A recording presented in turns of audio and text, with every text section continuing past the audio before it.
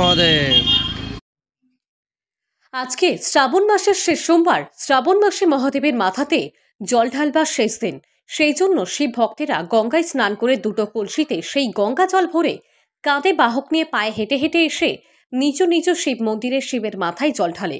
এরা যাতে টানা আসতে গিয়ে অসুবিধায় না পড়ে, একটু করে বিশ্রাম নিতে পারে, তার জন্য বিভিন্ন জায়গায় ক্যাম্প করা হয়ে থাকে। ঠিক তেমনি মুর্শিদাবাদ জেলার নবগ্রামের সনাতনী মঞ্চের হিন্দু জাগরণ মঞ্চের পক্ষ থেকেও কানফোলা দক্ষিণ গ্রামের ফরেস্টেও একটি ক্যাম্প করা হয় আজকে সোমবার। এই ক্যাম্পে যেমন শিব ভক্তদের বিশ্রাম নেওয়ার সুব্যবস্থা ছিল, তেমনি জলছত্রেরও ব্যবস্থা ছিল। অর্থাৎ এখানে জল নিয়ে আসা শিব ভক্তদের হাতে জল ও মিষ্টি তুলে দেওয়া হয় বলে জানা যায়। এতে কাঁধে করে জল নিয়ে আসা শিব ভক্তরা খুবই খুশি হয় বলে জানা যায়।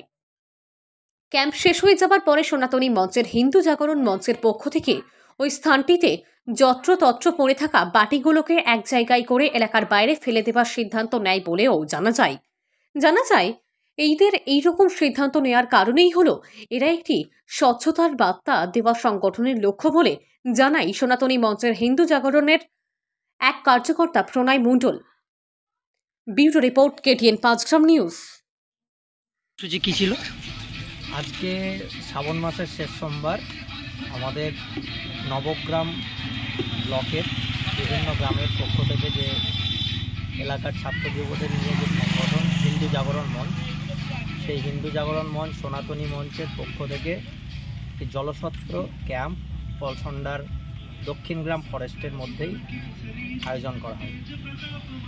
উক্ত কার্যক্রমে এলাকার বিভিন্ন গ্রাম থেকে প্রায় 40-45 জন আমাদের যুবক ভাইয়েরা উপস্থিত ছিলেন। তারা এই ক্যাম্পকে এগিয়ে নিয়ে যেতে সহযোগিতা করেছেন।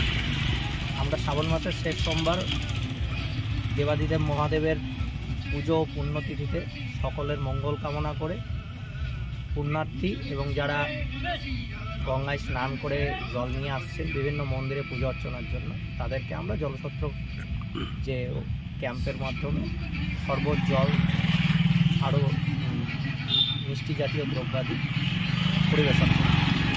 আচ্ছা, আপনারা যে জলছত্র অভিযানটা করেছেন সেটা কোথা থেকে কোথায়? আমাদের তো একটা জায়গায় স্থায়ী ক্যাম্প ছিল, পলসন্ডা থেকে দক্ষিণ গ্রামের এই মধ্যেই ক্যাম্পটা আমাদের অনুষ্ঠিত ছিল। যারা লালবাগ বহরমপুরের ঘাটগুলো থেকে স্নান করে জল নিয়ে আসছে, নবগ্রাম, ঈশানপুরের শিব মন্দির, পুরোপাশলা, বিভিন্ন দিকে 5 গ্রামের দিকে যারা যাচ্ছে তাদের জন্য এটা আয়োজন করা হয়। বিভিন্ন জায়গায় ক্যাম্প চলছে, এটা আমাদের সংগঠনের পক্ষ থেকে সনাতনী মঞ্চ হিন্দু জাগরণ মঞ্চের পক্ষ থেকে আয়োজন করা হয়েছে। এছাড়াও কাছেই আমরা এরপরে যাব, একটা মন্দিরে পুজো হচ্ছে উদ্বোধন, সেই মন্দিরেও গিয়ে আমরা প্রসাদ গ্রহণ করব। আচ্ছা, আপনাদের বিশেষ দ্রষ্টব্য কি? বিশেষ দ্রষ্টব্য বলতে আমরা দেখছি এই শ্রাবণ মাসের প্রতি সোমবারেই বিভিন্ন জায়গায় এরকম জলছত্র ক্যাম্প বা শিবির করা হচ্ছে। সেখানে বিভিন্ন জলের গ্লাস, নোংরা আবর্জনা ছড়িয়ে পড়ছে, কিন্তু আমরা আমাদের সংগঠনের নৈতিকতা বা একটা দায়বদ্ধতা শৃঙ্খলার সঙ্গে যুক্ত, তাই আমরা ঠিক করেছি সর্বশেষে আমাদের এই এলাকায় যে জায়গায় আমরা ক্যাম্প করেছি সেই জায়গাটা পরিষ্কার পরিচ্ছন্ন করে স্বচ্ছতা অভিযানের মাধ্যমে পরিষ্কার পরিচ্ছন্ন করে সেই আবর্জনাগুলিকে একটি নির্দিষ্ট স্থানে আমরা ফেলে দিব, যাতে এলাকা আমাদের দূষিত না হয় বা কোথাও জল জমে দূষণের মাত্রা না ছড়ায়, ডেঙ্গু না হয়, ডেঙ্গু মশা যাতে না হয়।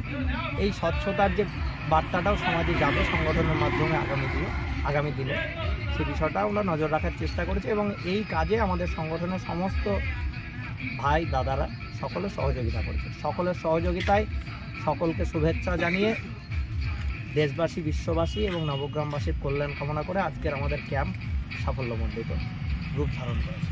Thank you. আপনার নাম? প্রণয় মণ্ডল, সনাতনী মঞ্চ হিন্দু জাগরণ মঞ্চের কার্যকর্তা।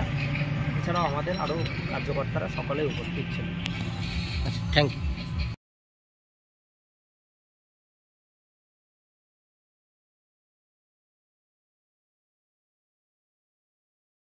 মুর্শিদাবাদ জেলার নবগ্রামের 5 গ্রাম দক্ষিণ মোড় হাসপাতাল রোডে একসাথে x-ray clinic and pathology centre নিয়ে উপস্থিত হয়েছে Bidhan x-ray clinic and pathology centre.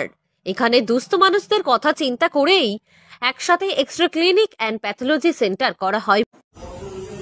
ভাবছেন আপনার থাকবার জন্য অসুবিধা হচ্ছে?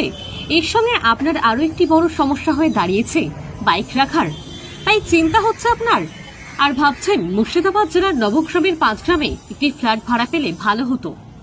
সেই ভাবনা স্পষ্ট সত্য হবে আপনার জীবনে। আমাদের 5 গ্রাম দক্ষিণ মোড় বাস স্ট্যান্ডের কাছে 3 তলার উপর একটি ফ্ল্যাট ভাড়া দেওয়া হবে।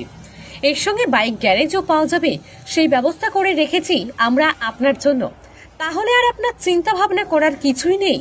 আজকেই আমাদের সাথে যোগাযোগ করুন মফিজুল হোসেনের সাথে। ও তাই তো মফিজুল হোসেনকে চিনতে পারবেন কি করে?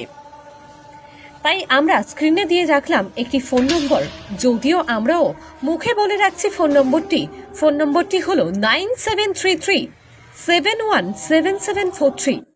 স্থানটির নাম হচ্ছে 5 গ্রাম দক্ষিণ মোড় বাস স্ট্যান্ডের কাছে, 5 গ্রাম দক্ষিণ মোড় হসপিটাল রোড। ধন্যবাদ।